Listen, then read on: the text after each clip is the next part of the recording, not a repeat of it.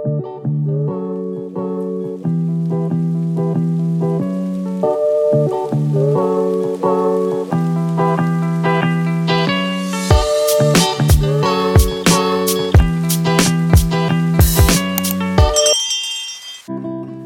guys, it's me, Talia, and welcome back to my channel. So May is coming to an end and June is in about a week's time. Like, can you believe it? Man, time flies. Nevertheless, it's time for yet another bullet journal video. So grab your supplies and bullet journals so we can plan together the bullet journal spreads for June. So I was struggling a bit to come up with a theme for June this time, and when I asked myself what June really means to me, all I could think about was the rainy season. Especially in the place that I live, it rains so much that nothing else was striking my mind when I was brainstorming about the theme ideas for June. And that's why I have chosen just what you're thinking, the rainy season. For the cover page, I'm using a bright sky blue cover to mark the beginning of the month, which obviously is something that I usually do. I really like having this kind of distinction for every month, as it becomes really easy to open the book right at the monthly cover. Since I'm sticking a paper over the page, it sort of becomes a thick page, and it's really easy to find, and also it marks an end to the previous month, which is great because it feels like a fresh start with a new month. And of course I had to add a doodle to the cover page, so I added a snail here, which I think is so cute. This one is holding a leaf above its head to kind of protect itself from rain. I am really obsessed with this doodle. It just came out so fine and nice. I'm drawing it first on a piece of paper so I can create a sticker sort of for the cover page. You can draw this directly on your blue cover too if you want to, but I don't think it would translate the colors of brush marker all too well, so I drew it over a plain white page before I placed it on the cover. After that, I drew a small calendar of June to go with the little snail. Rather than writing it in a small rectangle, I thought it would be so much cuter to put a doodle of wall calendar, so that's what I did. I know it might be a little tedious to write the calendar every time, but I really like the idea of having a calendar on the first page of the month, that is the cover page, as it is so much easier to find what days are holidays and other stuff. I'll just have to open my cover page and it's sitting right there. The colors I chose for the calendar had to be in the sync with the cover, so it's blue, black and white. I think dark brown would also look great for the dates. And of course, to finish off the cover, a header is a must, so that's where the lettering for June will go.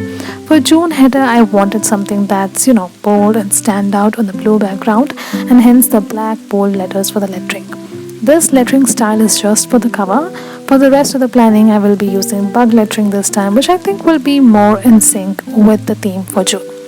If you don't want to write the heading directly on the cover, then you can do the same thing that I did for the calendar and the doodle. Write it over a white page and then cut it out, leaving about 2 millimeters of white page around the lettering, which will add a beautiful outline of the lettering. I think it will also add a pop of color, which will make it more distinct and stand out against the blue background. On the next page is where my important date section is going to go. As I said before, I'm going to use bug lettering for the rest of the June layouts. It's not super bold and standout, but I think it looks really cute, and given that it goes with this month's theme, I had to give it a try. Okay, so for the dates, I have left 2 lines this time rather than 1 like last time, so that there's space for me to add an extra event. If you like using the important date section only for holidays, then leave a single line. I wanted to have some more space for personal rants and stuff, so I have left 2 grids of space this time. The upside of this is that you have more space for events, birthdays and holidays. The downside is that it is going to extend to a different page. If you want it all in one page, then you can divide the page into halves and add it in one page. But I'm going to divide it into 2 pages and use the other half for my goals and expenses. I really like having them in the first 2 pages on the monthly planner, so that every time I open the cover, I can have a quick look at them and really focus my energy on completing them. About the colors for this page, I'm going to keep it mellow and not add a lot of colors, as I do not want the page to look overcrowded. I'm only adding a few doodles here and there so that the page doesn't look all too crowded. Like I said before, Flipping to the next page, this is of course the continuation of the previous page as I opted for two grid spaces for the important dates, but I'm going to keep the important dates for the first half of the page. For the other half, I'm going to have a quick review of the month section to write down my reflection on how the month was for me. How was my overall mood, how far I came in achieving my goals for the month, and stuff like that. For the important dates on this page, it's the same colors and same design. I'm going to keep it pretty minimal as I did before for the previous page. Since I'm using two pages for the important dates this time, I had to divide the dates in half so there is a uniformity. So the first 15 days go on the first page and the rest 15 days on the second page. I also added a small doodle of a raining cloud around the dates to make it more fun and appealing. Under my quick review section, I just added a small verse from the song that comes to my mind every time it rains. I know everybody has this one song that pops in your brain every time it rains. For me, it's Raindrops Keep Falling on My Head by BJ Thomas, the instrumentals of which is playing on the background of this video. It's such a classic that you cannot forget it even if you wanted to. I first heard it in a Spider-Man movie. I don't know which one, but it just stayed in my mind forever. If you haven't heard of this song, then just Google it up and you are up for a treat. Anyway, on the next page this time I have describe your day in one line page. I don't know what else to call it.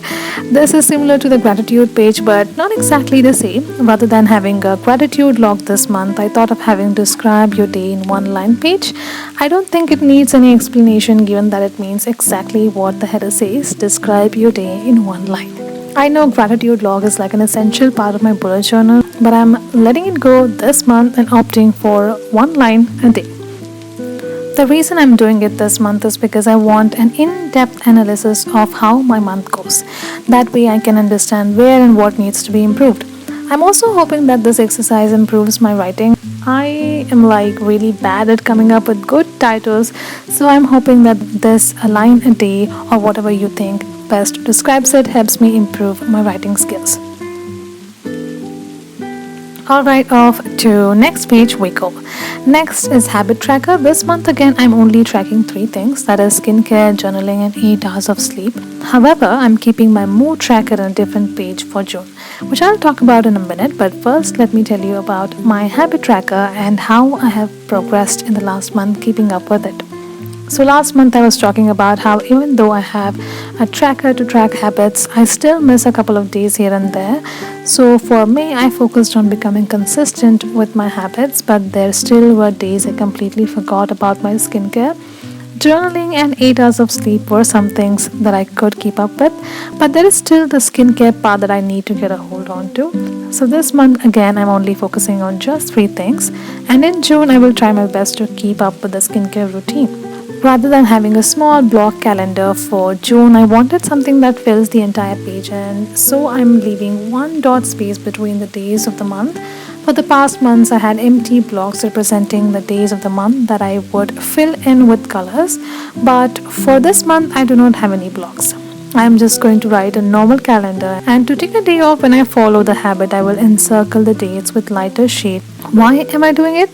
Like I said earlier, I want an in-depth analysis of my month. Having a calendar-based habit tracker will help me understand why I did not follow through the habits by looking at my mood tracker and a line a day. That way I can understand if it's variation in my mood that is stopping me from following a habit, or was it a bad day that just killed my buzz. That way I can improve those things and be more consistent with my habit. For my mood tracker this month, I have a line graph with x-axis representing the days of the month and y-axis representing my mood rated from 1 to 10. 10 being the best mood and 1 being the worst mood. I'm also tracking my periods this month. Looking back at this, I think I will also track my ovulation period in yellow to see how the stages of menstruation affects my mood. This will further give me insights about my good and bad days. Now you might be thinking, how is it going to uplift your mood? Well, by knowing what affects my mood, I can invest my time in reading or listening to uplifting music during the days of my periods to shake off any bad vibes. On the next page this time I have a brain dump page so that I can systematically write all of my ideas in one place and not scribble it on any piece of paper I get. Alright, those were some pages of the monthly planner for June. Now let's head towards the weekly planner. For week 1, since there are only 4 days, I will just have it planned in one page. The goals section is something that I cannot let go of, so I have it in the top right corner. I'll divide the rest of the page into 4 blocks for the 4 days of the week. Since I wanted the blocks to look bold, I'm drawing them with a sketch pen instead of a brush marker. You can do the same with the brush marker too, but I feel like there is more control on the thickness of the line with a sketch pen, so I'm just rolling with it. I also added a few doodles here and there and moved to the next page. If you do not want to have a lot of space for daily entries, then you might as well try to squeeze in notes section in this page. I wanted more space since I plan out my YouTube work with it. So yeah, that's why the big blocks. But feel free to adjust it to your requirements.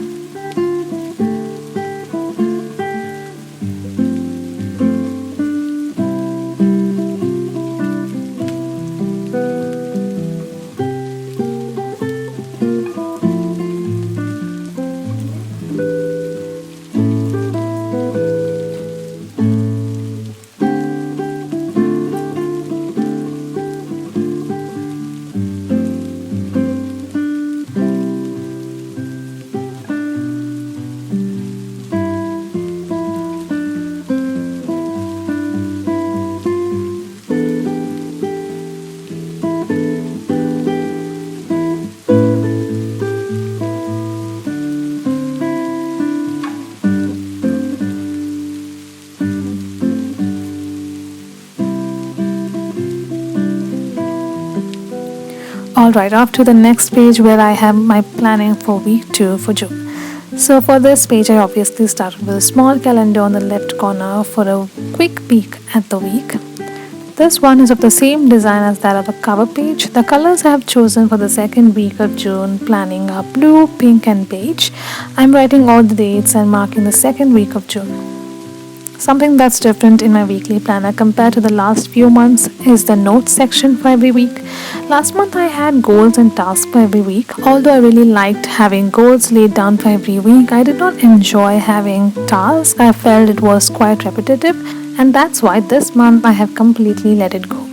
And instead I'm opting for notes to have an insight into every week in terms of how my week went, what were some things I didn't like, where can I make improvements, what were some great moments, and etc. That way, with the data I accumulate from my notes, a line a day, and my mood tracker, I will be able to have a good insight into my month.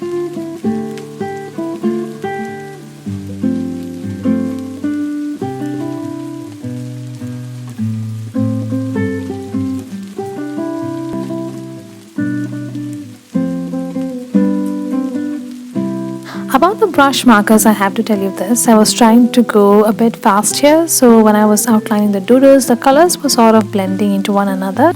So I would definitely recommend that you give it a second or two so that the colors have enough time to dry and not blend with each other.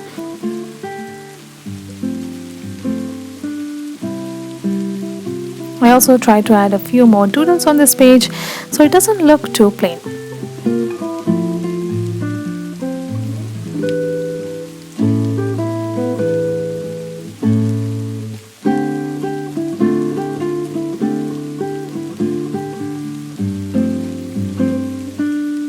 On the next page, I divided the space for the rest of the days of the week, added my goal section on the right side of the page where I can have a quick look and drew a few more doodles.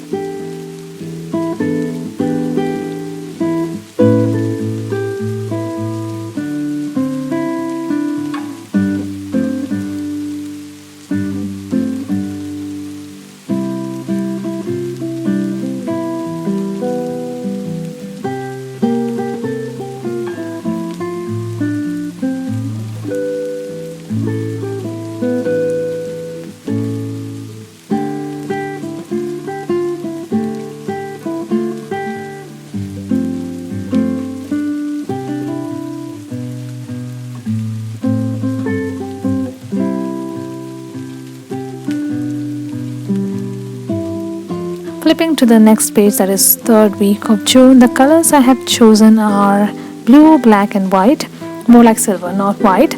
I say this because I was planning on writing with white, but then the ink was like dried or something. It did not write very smoothly, so I had to switch to silver at the last minute.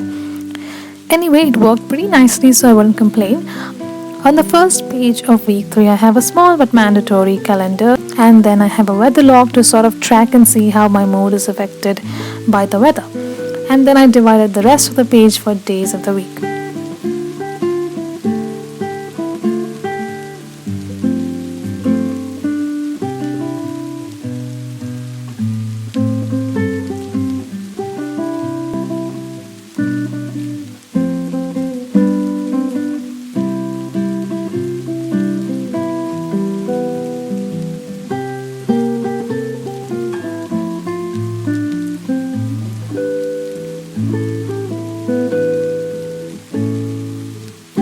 Finally, I added small doodles here and there and moved on to the second page of week 3, where I have the rest of the days on the left half of the page and, of course, some doodles to make the page cute.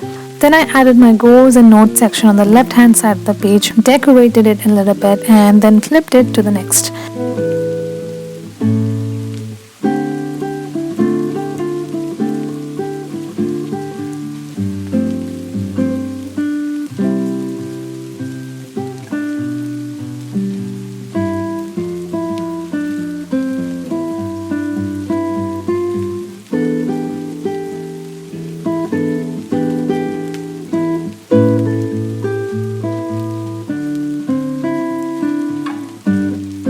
For week 4 of June, I'm kind of keeping it simple and minimal by dividing the 2 pages into 4 sections, keeping the smaller section towards the rim of the page for my goals, notes, and weather. I also added a little doodle of a paper boat at the start of the page, drawing some inspiration from childhood nostalgia.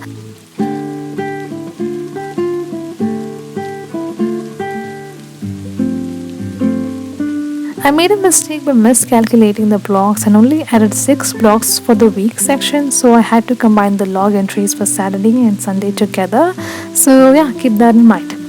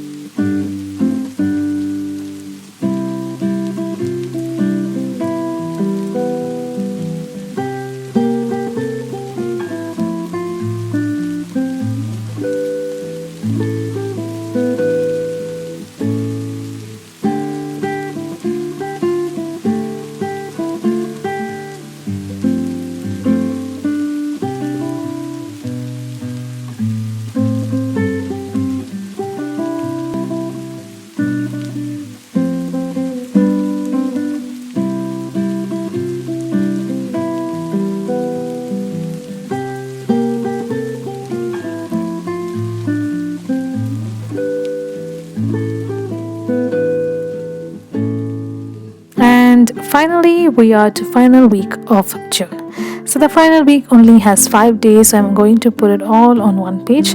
I also added a small goal section by compromising on the spaces for my daily entries, as I really wanted to have a goal section. I just couldn't let it go. The colors I chose for the final week are light purple, black, and white.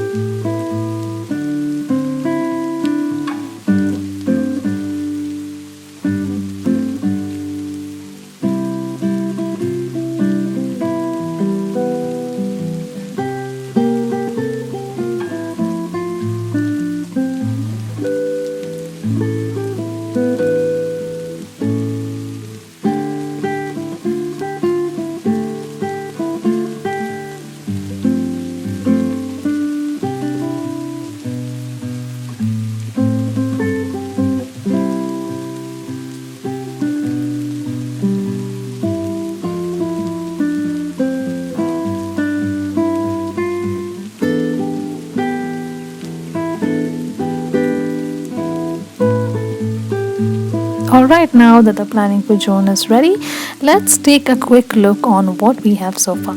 On the first page is my cover, which this time is with a tiny snail doodle on a sky blue background. I also have a small calendar under my snail and June written in big bold letters. On the second page, I have my important date section, my goals for the month and expenses. Flipping to the next is a continuation of important dates and quick review section. I also have a small verse of the song Raindrops Keep Falling on My Head. On the next page, I have describe your day in one line page where I'm planning on writing how my days went in one line so I can have an in-depth analysis into my month. Next to it is my habit tracker for June, which looks a lot open this month. And then next to it is my mood tracker, which is in a line graph format so I can track and see how my mood is affected by menstruation. Off to the next page where I have my brain dump page so I don't lose my ideas by writing them here and there. And then I have my first week of June planned right next to it. Flipping to the next page, I have my week 2 of June layout plan, which looks something like this. Next to that is week 3, which by the way turned out super cute this time. I like this page out of all the pages. I also have added notes and weather section, which is slightly different from the last month's planning. Next to it is week 4, which is similar to week 3 in its elements. And finally, I have final week with smaller space for daily entries and a goals and a goal section. And with that, it's pretty much a wrap. I'll see you again, but until then, take care. Bye.